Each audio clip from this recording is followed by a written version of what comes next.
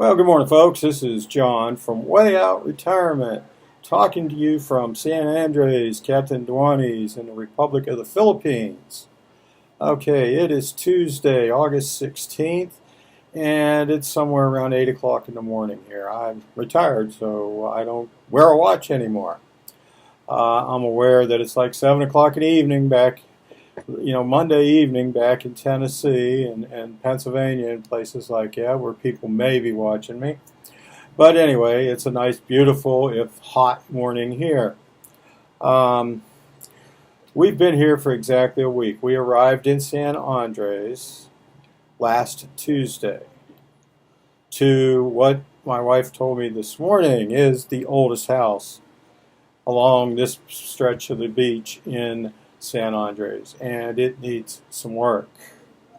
Okay, first off, there's no indoor plumbing. We have our own personal pump out front, which is not always the case around here. I'm walking up and down the street, you see some neighborhoods where there's one pump for the whole damn neighborhood. So, taking nice frosty showers, nope, don't work. You fill up something with water and you take a bath out of a bucket. Now, I've got friends listening to this, Jorge and Greg, who we used to do this all the time, and it wasn't a big deal then. And you know what? It's not a big deal now. No hot water. Well, when it's 99 degrees in the shade and humidity's 80%, hot water is actually a liability, folks. So we don't worry about that. It's actually kind of refreshing. But right now in the house, there is no indoor plumbing. We have an indoor toilet and a sit-down toilet, which isn't always the case. But you flush it with a bucket. In other words, you do what you got to do. You fill up a bucket of water and you dump it in there and hope everything goes down the drain and doesn't splash back out on you, which has happened to me a couple of times. So you learn how to stand off to the side with a little bit of experience. It's a third world country. Their power grid is stretched to the extreme, literally all the time. And without warning, power goes off. Fortunately, I'm working on a laptop, and it's not that big a deal until I start running out of power. But then again, I've got battery backup on my computer stuff and all that. So we're okay with that. Air conditioning, yes, that little white box on the ceiling back here, we did have that installed up here on the second floor. I had to use a little Tennessee engineering, and I'll take a picture and show you that later on in this broadcast. The stairwell came up here with a great big hole in the floor, and so it was real hard to cool this room down. So we had to buy some extra stuff because we have two adopted daughters that are arriving in December. So we kind of used stuff we bought for them to block off the stairs, and you'll see that. It looks cheesy as hell, but it works, and it keeps this room at least tolerable. We can sleep at night without being soaked in sweat. Cooking right now is done outside for two reasons. First off, there's no place to cook inside except for a single propane burner, which we got the stuff to fix that yesterday. We just haven't got around to fixing it yet. In fact, I'm waiting for my wife to come screaming in here any minute now, tell me to get up off my dead behind and go do that. So we cook outside, over a fire, by the way. People here are really nice, but old ladies and kids have a tendency to stare at the white guy. So I make real sure that I keep my shirt on at all times because I'm kind of pleasantly brown with clothes on, but when I take off my shirt, it's kind of like, a flashlight. The beacon shines out.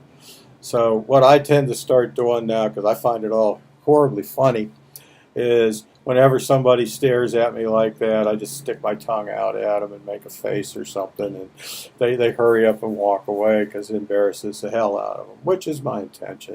Of course, everybody knows that too. Some pictures I took this morning I'll be posting up with this video.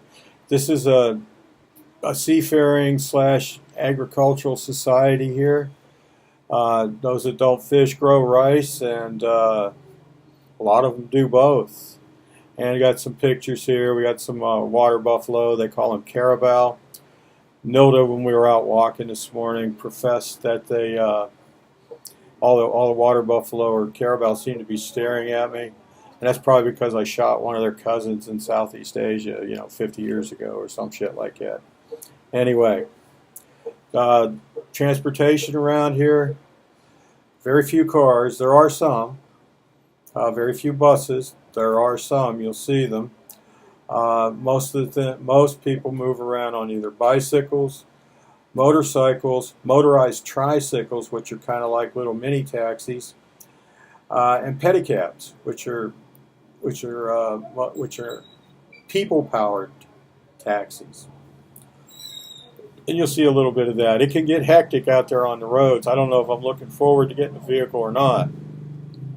Nilda and I decided, although Nilda wants a four-wheel vehicle, and we'll get one eventually because it's easier for her. The big town around here is the town of Iraq, and it's about 15 miles, 25 kilometers up the road.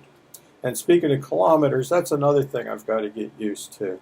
When I went in the Marine Corps, and George and Greg will remember this, we did everything in meters. Everything was metric. It wasn't a big deal.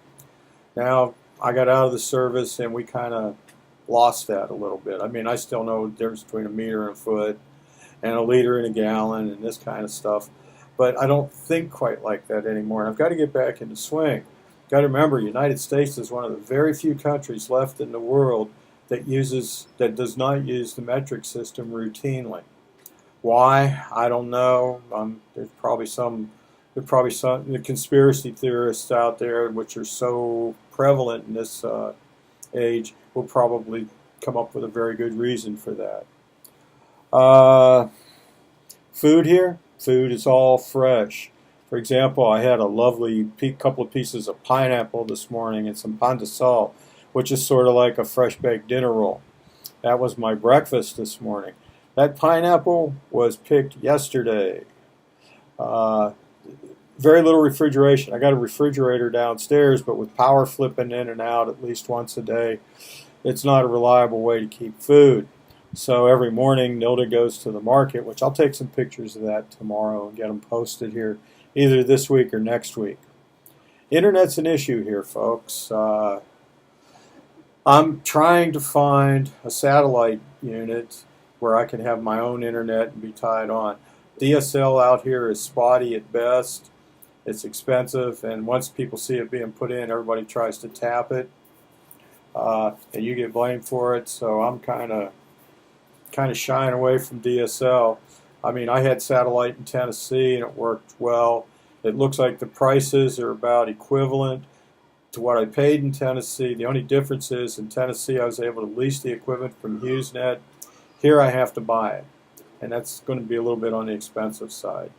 TV out here is all going to be satellite, so they have actually direct TV out here. So we'll hook up with that as we get to it. Out of a list of 1,000 things, that's, internet is pretty high. That's probably like number 10 on the list. TV, I haven't missed it. Nilda has a little bit, but she's getting over it too, because at the end of the day, she just passes out like she's dead. Well, let's see. That's about it for this one. I'm trying to keep my broadcast below 10 minutes because basically it eats up a lot of bandwidth trying to broadcast trying to upload these things into YouTube, and I don't want to go that crazy with it. So anyway, folks, this is John from Way Out Retirement signing off, and we'll talk to you in a few days. Subscribe.